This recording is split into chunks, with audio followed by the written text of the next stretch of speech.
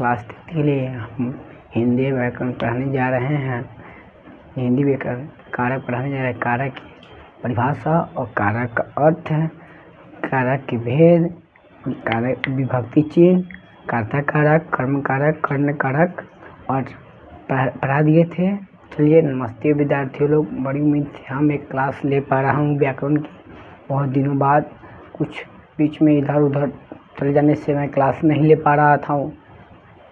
चलिए, हमारे YouTube channel में आपका स्वागत है। तहे दिल से दिशा ऑनलाइन क्लास 2.0 में आपका स्वागत है। चलिए, आपको हम एक मोटिवेशनल बातें बताता हूँ। मात्र तेरे पसीने का हर एक बूंद, मात्र तेरे पसीने का हर एक बूंद मोती सा चमकाऊंगा, तो सपने बड़े देखना, मैं पूरा करके दिखलाऊंगा। मतलब चलिए, उसी के लिए चलिए हम नए उम्मीद और नए जोश जुनून के से आया आपको हम बड़ों की ओर। चलिए पढ़ाते हैं। संप्रदान कारक क्या होता है उसका परिभाषित अच्छे से समझाएंगे। चलिए, संप्रदान कारक क्या होता है उसका लिखते हैं। चलिए, संप्रदान कारक क्या होता है, चौथा टॉपिक संप्रदान कारक।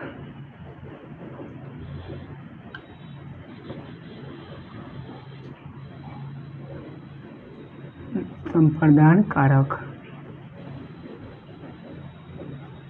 का के लिए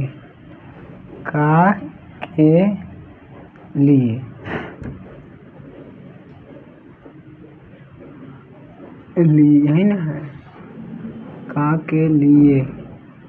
चलिए, आपको हम संप्रदान कारक के परिभाषा अच्छे से पढ़ाते हैं। संप्रदान कारक जिसके लिए क्रिया किया जाए उसे संप्रदान कारक कहते हैं। जैसे राजा ने भिखारियों को भीख दिया, माँ ने बच्चों के लिए शहर छोड़ा। चलिए, हम परिभाषा देते हैं, लिखिएगा।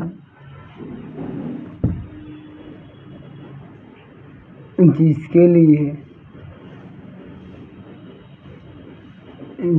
लिए क्रिया किया जाए, जिसके लिए क्रिया या काम, जिसके लिए क्रिया किया जाए,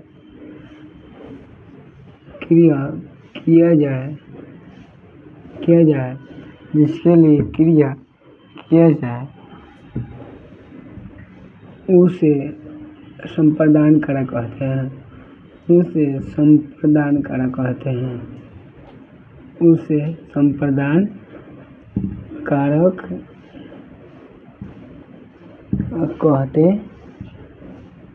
हैं। उसे संप्रदान कारक काम भी यह एड्रेस अभी देख लीजिए। कार्य क्रिया वही कार्य होता है, नहीं रहने दे, वही सही है। जैसे में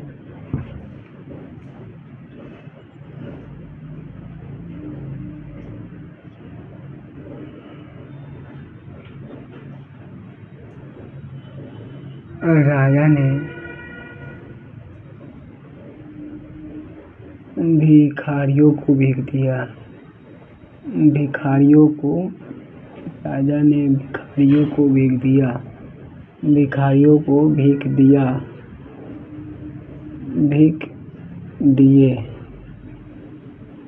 राजा ने भिखारियों को भीख दिया। राजा ने भिखारियों को भीख दिया और माँ ने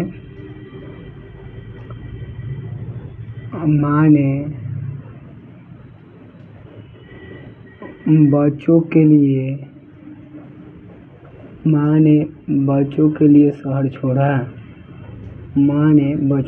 शहर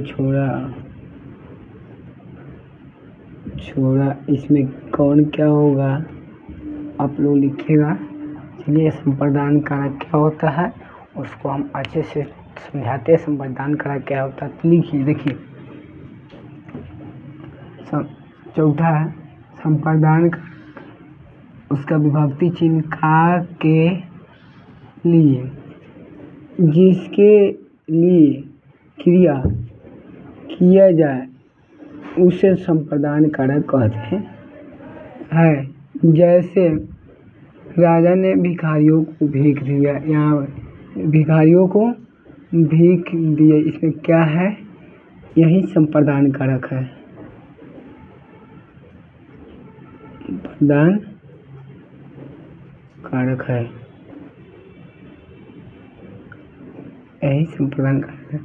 माँ ने बच्चों के लिए शहर छोड़ा, माँ ने बच्चों के लिए इसमें है संप्रदान कारक।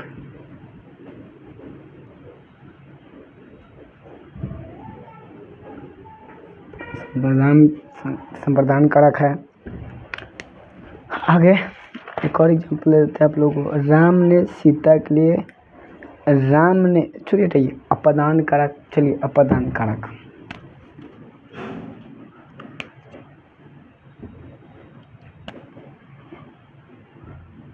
चौथा है ये पांचवा अपादान, अपादान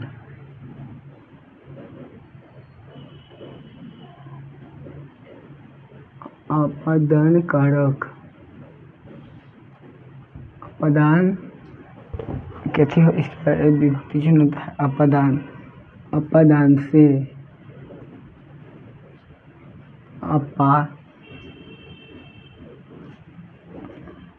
अपादान से जिससे किसी वस्तु को अलग किया जाए, जिससे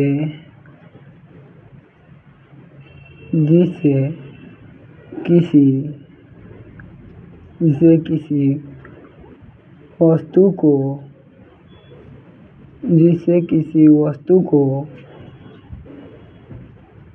अलग किया जाए, जिससे किसी वस्तु को अलग किया जाए, जिसे किसी वस्तु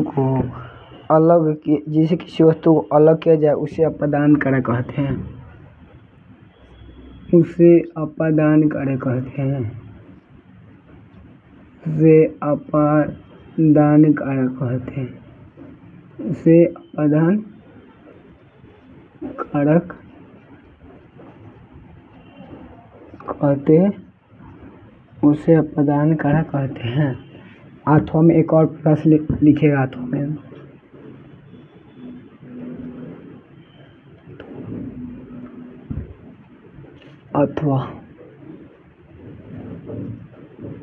अथवा जिसे अलगाव या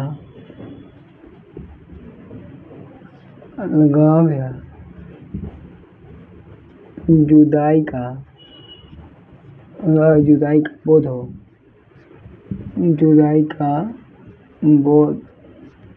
हो, उसे अपादान कारक कहते हैं, उसे अपादान कारक कहते हैं, उसे अपादान कारक कहते हैं। जैसे में देखिएगा, जैसे में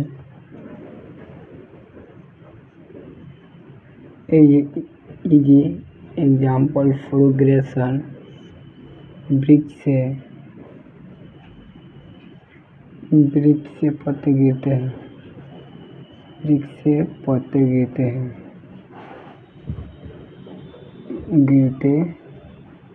वृक्ष से पत्ते गिरते हैं, छत से बालक कूद पड़ा, छत से बालक कूद पड़ा या कूद गया, छत से बालक कूद गया। चलिए अपादान कारक क्या होता है और समझिए अपादान कारक क्या होता है। तो देखिएगा, अपादान कारक का विभक्त अपादान कारक से जिससे किसी वस्तु को अलगाव किया जाए उसे अपादान कारक कहते हैं। अथवा में एक और परिभाषा, और उसको जिससे अलगाव या जुदाई का बोध हो उसे अपादान कारक कहते हैं। जैसे में एग्जाम्पल फॉर ग्रेसन इजी वृक्ष से पत्ते गिरते, इसमें अलगाव का वृक्ष से पत्ते गिरते मतलब वृक्ष से पत्ते जो शाखा से पत्ते टूट जाती है, इसमें अलगाव का बोध हो रहा है। वृक्ष से पत्ते गिर अपादान से, इसमें कौन है कारक अपादान कारक,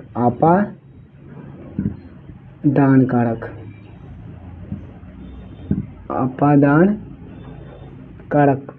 छत से बालक कूद गया, इसमें छत से बालक कूद गया, यहाँ पर ई है वृक्ष से छत से, यहाँ इसमें भी होगा से अपादान कारक।